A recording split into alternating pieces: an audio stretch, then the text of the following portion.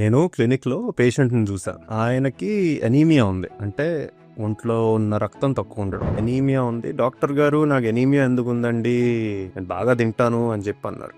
ఈరోజు అనీమియా గురించి కొంచెం ఇన్ డెప్త్ మాట్లాడుకుందాం. అనీమియా రకరకాల రీజన్స్ వల్ల వస్తుంది. ఐరన్ డెఫిషియన్సీ అనీమియా అనేది మేము ఎక్కువగా చూస్తూ ఉంటాం గ్యాస్ట్రెంట్రాలజీలో. అంటే ఒంట్లో ఐరన్ తక్కువ ఉండడం. 2 B12 లేదంటే ఫోలేట్ డెఫిషియన్సీ అనీమియా. సో మీ ఒంట్లో ఉన్న B12 కానీ ఫోలేట్ కానీ తక్కువ ఉండడం. ఈ 2 చాలా పెద్ద టాపిక్స్, కానీ నేను మెయిన్లీ ఐరన్ డెఫిషియన్సీ అనీమియా గురించి ఈరోజు మాట్లాడతాను. ఐరన్ డెఫిషియన్సీ అనీమియా ఎందుకు వస్తుంది? జనరల్లీ మీరు తినే ఆహారంలో ఐరన్ కంటెంట్ ఎక్కువ లేకపోవడం వల్ల, ముఖ్యంగా జంక్ ఫుడ్ ఎక్కువ తినేవాళ్ళలో, లేదంటే వెజిటబుల్స్ తక్కువ తినేవాళ్ళలో, లేదంటే వెజిటేరియన్ డైట్ లో, ఇవన్నీ ఐరన్ డెఫిషియన్సీ అనీమియాకి ఒక కారణం.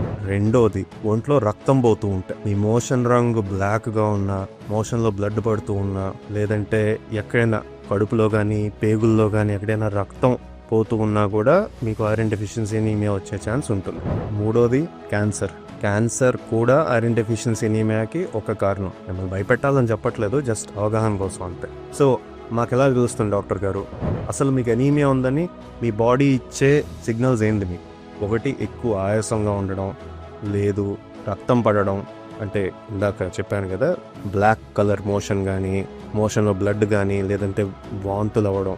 వాంతులు అంటే నార్మల్ వాంతులు కాదు, నల్ల రంగు వాంతులు. లేదంటే మీ గుండె గట్టిగా కొట్టుకోవడం, అంటే ఫాస్ట్గా దందని అని కొట్టుకుంటుంది అనుకోండి, అది అనీమియాకి ఒక లక్షణం.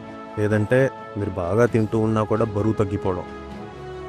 ఇలాంటివన్నీ మీకు అనీమియా ఉంది అనడానికి సూచనలు. సో మీరు ఫస్ట్ చేయాల్సింది ఏంటి? ఫస్ట్ బ్లడ్ టెస్ట్ చేయించుకోవాలి. Full blood count, iron levels, ఈ రెండు చేసి ఐరన్ డెఫిషియన్సీ అనీమియా ఉందా లేదా అనేది మనం తెలుసుకోవాలి. అనీమియా కన్ఫర్మ్ అయిందనుకోండి బ్లడ్ టెస్ట్లో, జనరల్గా మేము ప్రపోజ్ చేసేది ఎండోస్కోపీ, కెమెరా పరీక్ష. పైనుంచి ఒక కెమెరా, కింద నుంచి ఒక కెమెరా. ఎందుకు చేస్తాం అది? మీ కడుపులో కానీ పేగుల్లో కానీ ఏమైనా రక్తం పోతుందా, లేదంటే ఏదైనా క్యాన్సర్ ఉందా, లేదంటే చిన్న చిన్న పుట్టగొడుగుల్లాగా ఉంటాయి మీ పేగుల్లో, పాలిప్స్ అంటాం. ఆ పాలిప్స్ నుంచి కూడా రక్తం పోవచ్చు. దానివల్ల కూడా ఐరన్ డెఫిషియన్సీ అనీమియా రావచ్చు. సో ఇవన్నిటిని రూల్ అవుట్ చేయడానికి ఎండోస్కోపీ చేస్తాం. Next, diet.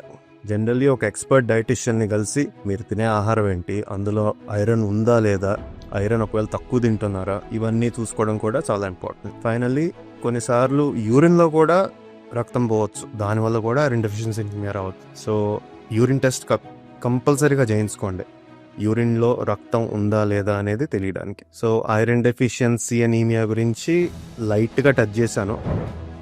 నెక్స్ట్ టైం కలుస్తాం. Bye bye.